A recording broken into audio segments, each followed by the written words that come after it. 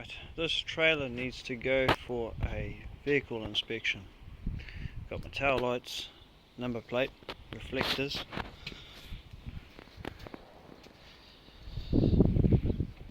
registration label, some reflectors, power cable, safety chain, check, spare tyre, cool.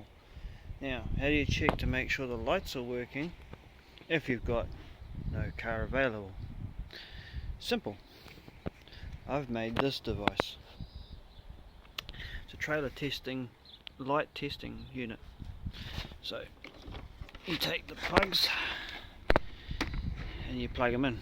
So obviously this would be to simulate a car, so you plug that into a trailer, and that is your other end, so you can plug that into a car and see if the lights are working, and they'll show up on here. So indicators, brake lights, tail lights, accessory which is your night light, and your reverse lights if it's wired up. And then these two round ones are for a truck, which can be 12 volt or 24 volt depending on what the SUSI lead is. If you haven't got a SUSI lead, or if you have got one, plug it in.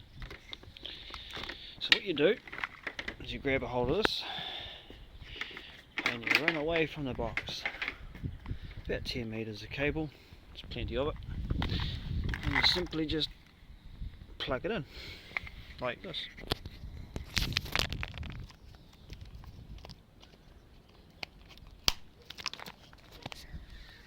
So there we go, it's plugged in to that one.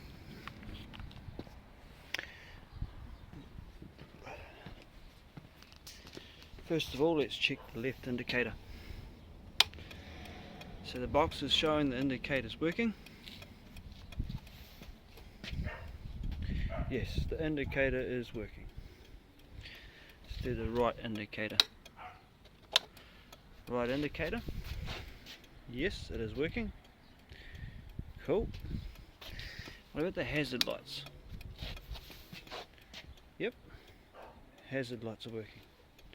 What you can do is you can flick this switch here and it stops them flashing. So if you're chasing electrical fault down the wire, you can find out which wire is what, especially with the indicators. With the tail lights, yes, they're both working. Let's try the accessory light. Yep, so the night safe light is definitely working. So this is the driver's side and this is the passenger side, and at night you need to have one red light glowing so that if you're parked, no one can run into you. What about the reverse lights? Yes, they are working. What about the brake lights?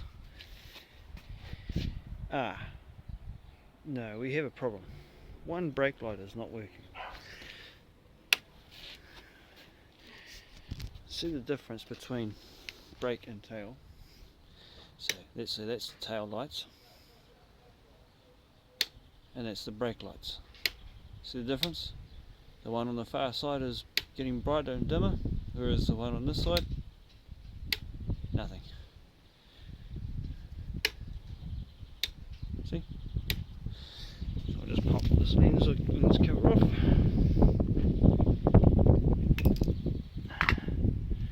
Alright.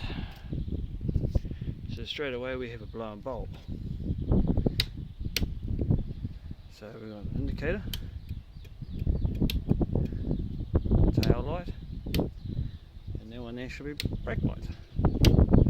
Not working. Let's change that bulb.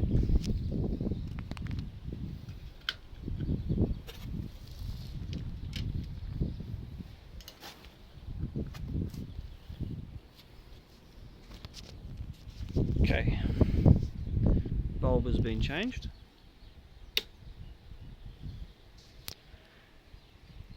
The brake light is now working. So, tail light, brake lights, tail light, brake lights, indicator, brake.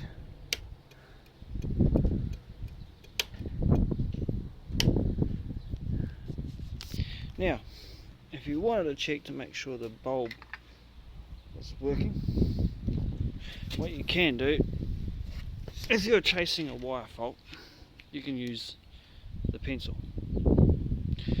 So it's just a positive wire connected to the switch, and when it's turned on, that little red light goes up to say that is now live.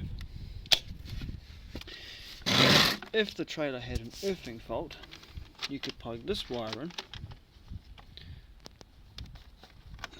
by alligator clip and give the box its own separate earth.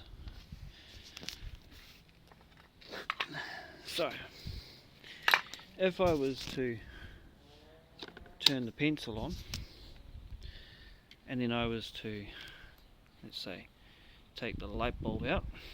No, let's do that one. That one's a bit easier. So I say. Alright. And the pencil to the power is turned on. And I was to touch there. You can see that light's come on. So that's how that would work. If we were plugged into a car or truck, what we have to do is we have to turn that switch on. Alright?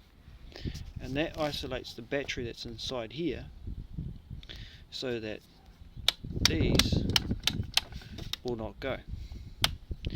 Because you do not want to force power into a vehicle that already has power, because this is 12 volt. The truck or the car that you're testing might be 24 volt. These lights are 12 or 24 volt. Trailers can be 12 or 24 volt. This one's 12 volt. If it was 24 volt, you still get the same result, but the lights will be dimmer. Put that bulb back in there. Make sure that's going to work. Yep, it's working. Now put the lens cover back on.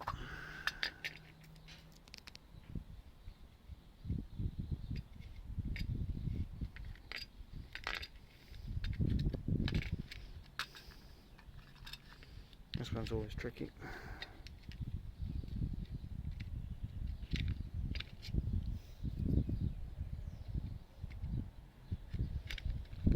It's really just a two-hand job. Hang on.